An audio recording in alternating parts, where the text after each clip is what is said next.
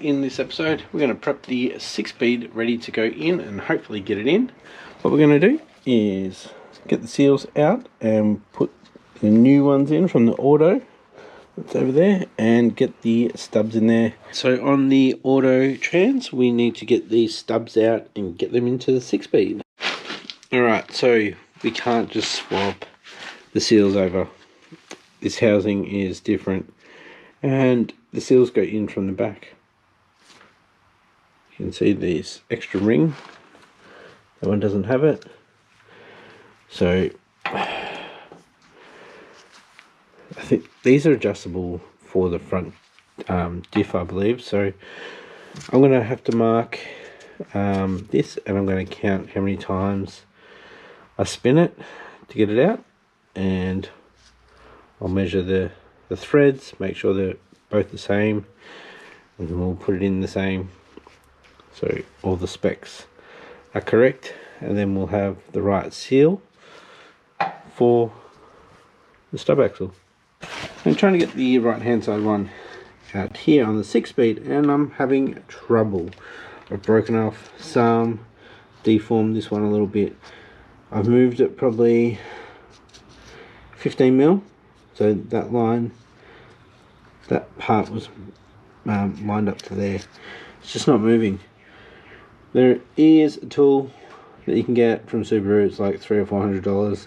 It's one from Company 23. It's about $100. I want to do this tonight, so I'm going to make my own. So I've got some 2.5 inch thick wall steam pipe that I used for an exhaust. I've cut a bit of length there. I need to clean it all up, and pretty much I just need to notch out 4 spots, because this is perfect and it's thick, it's not going to warp. It's the same on this. I'm not using this anymore, so it doesn't matter that I've damaged it. Alright, I'm making the tool, so I put that on there and mark those 4 points, and then just cut it out. So now I've got that, which sits in there like so. So this is the plate from the flex plate, and I'll weld that on top.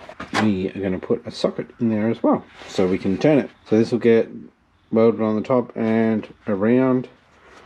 So this will be the weak point probably, and we'll put that down into it a little bit as well, so it's not going to rip off the top.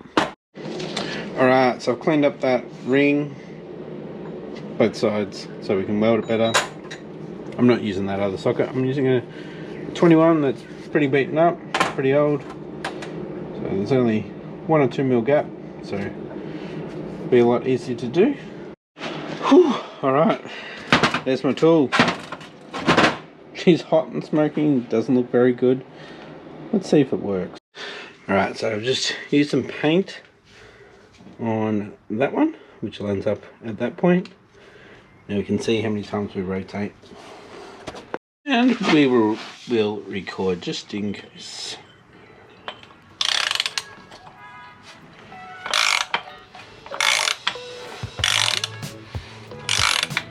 One.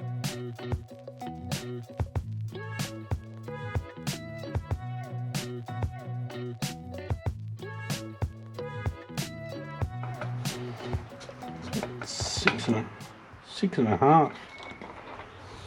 I'm actually going to use the auto one. Struggling to get the manual one out, but it looks like it's got scoring in it where the auto one doesn't, and they seem to be the same. Alright, 6.5.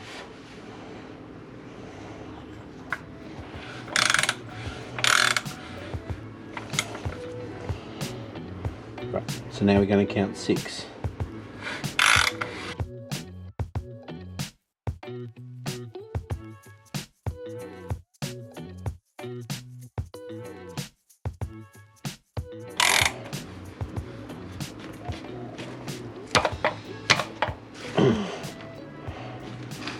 Six.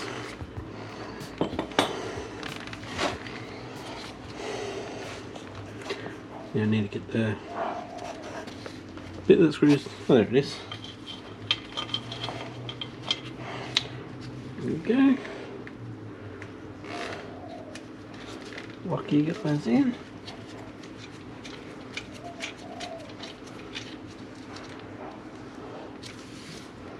Tick.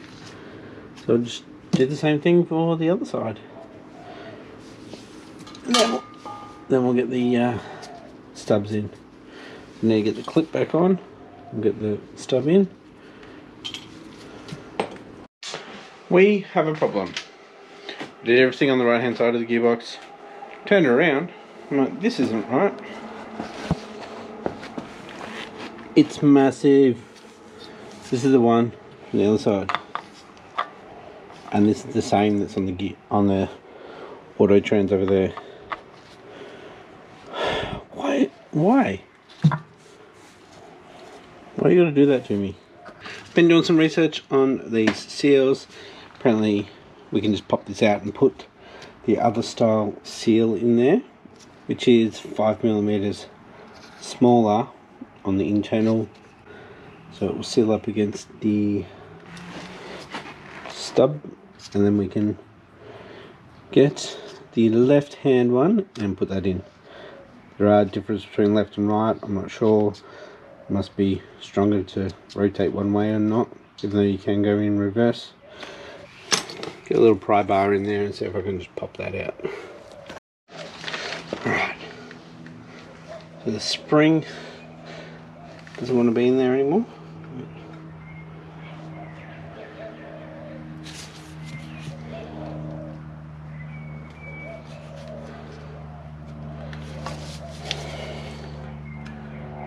There we go. Beautiful. Alright, now we need to get the other one in. So I'm reusing the old one, so I need to get it out and then get it in there without damaging it. I'll put down below the part numbers for those seals. Alright, I'm prepping to press out the seal out of this seal retainer. So, yep, I got another one of them from the flex plate. Got a 32mm socket, just a G, or just a clamp. Hopefully I can push it out and not damage anything. Alright, they came out really easy.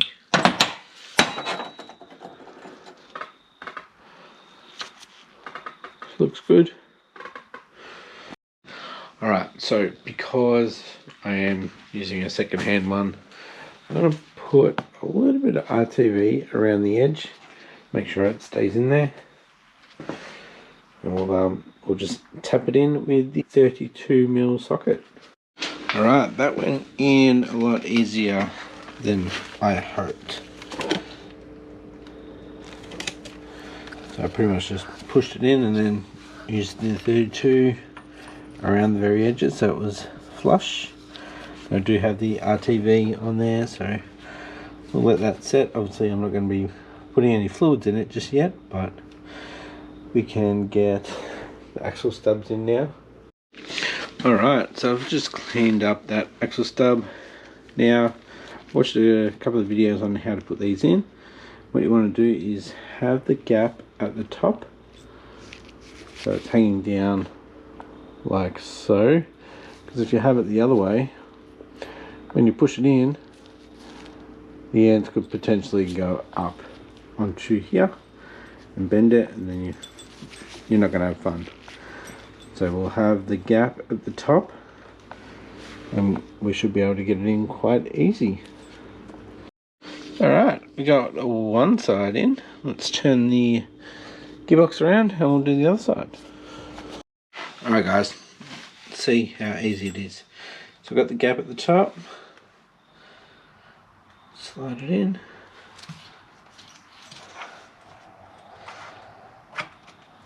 Find its spines.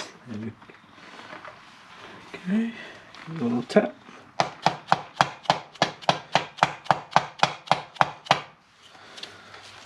A little bit.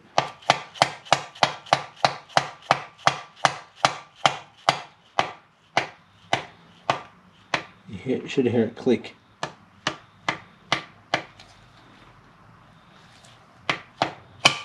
There we go. Just in.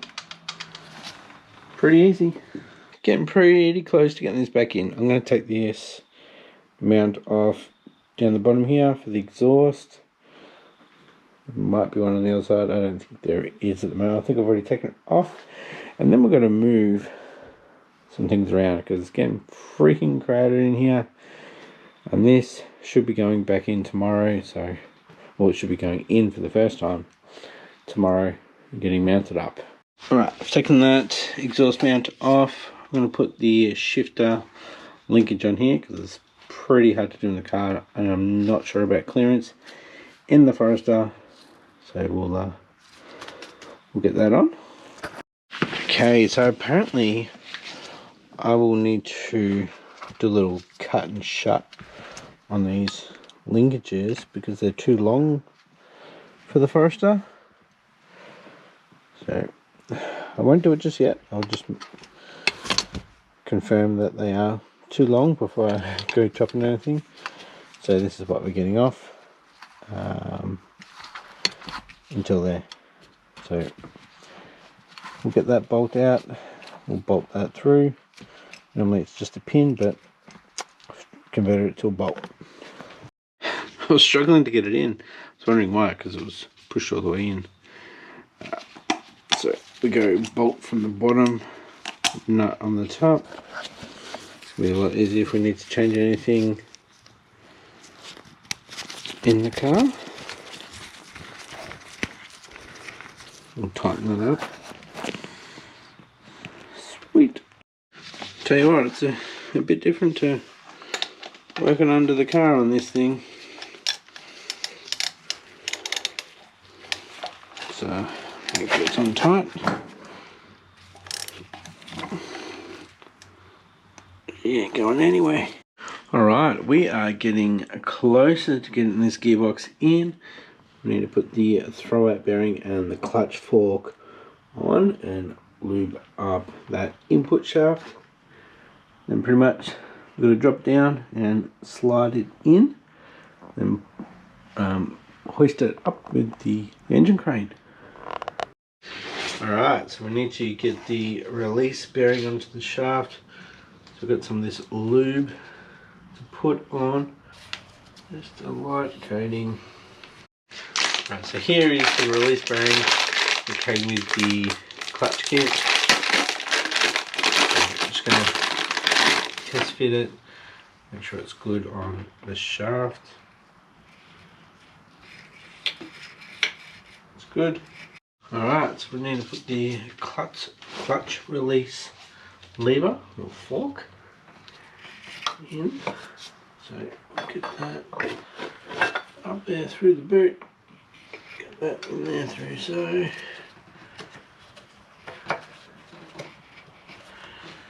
And then I'll put a little bit of lube on here too.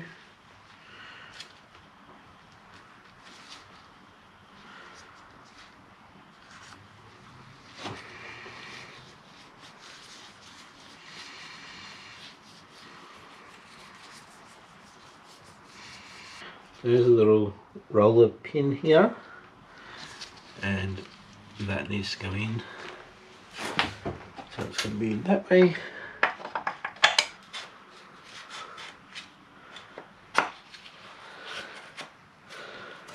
There we go, all the way through. And there's a little plug that I need to put on. And there was just that little bolt that was in there that you use to pull it out. Put the plug on.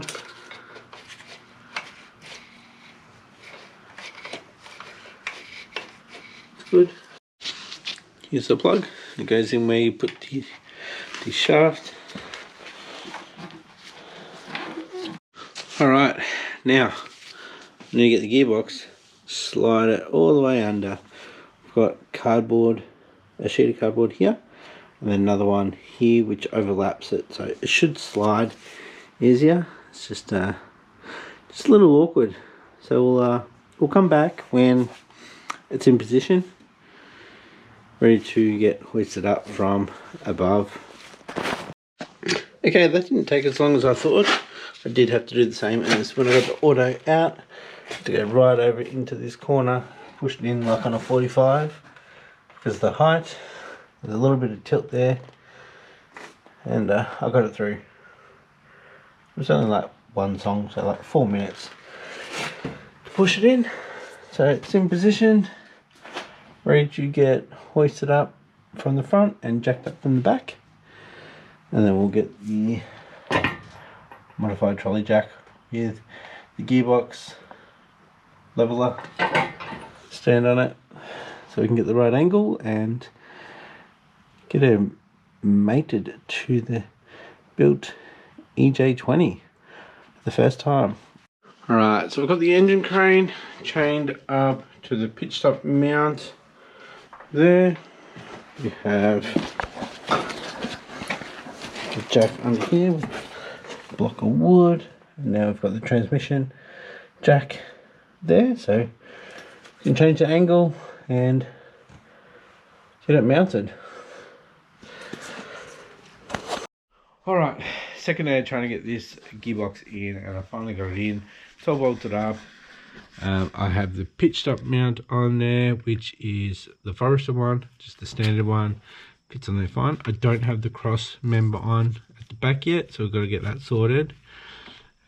These bolts are for the starter.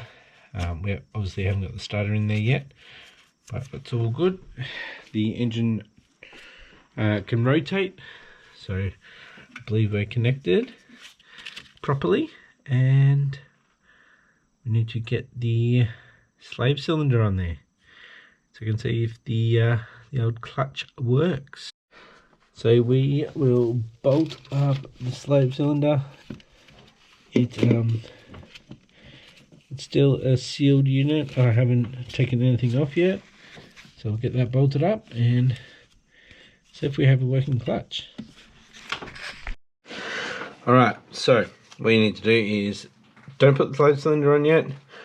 Lock the bearing into the clutch by moving the clutch fork all the way that way, and then you put your slave cylinder on. So it's all good now. Let's go test the pedal, see how it feels. Alright, let's see if we have some pedal feel. Oh,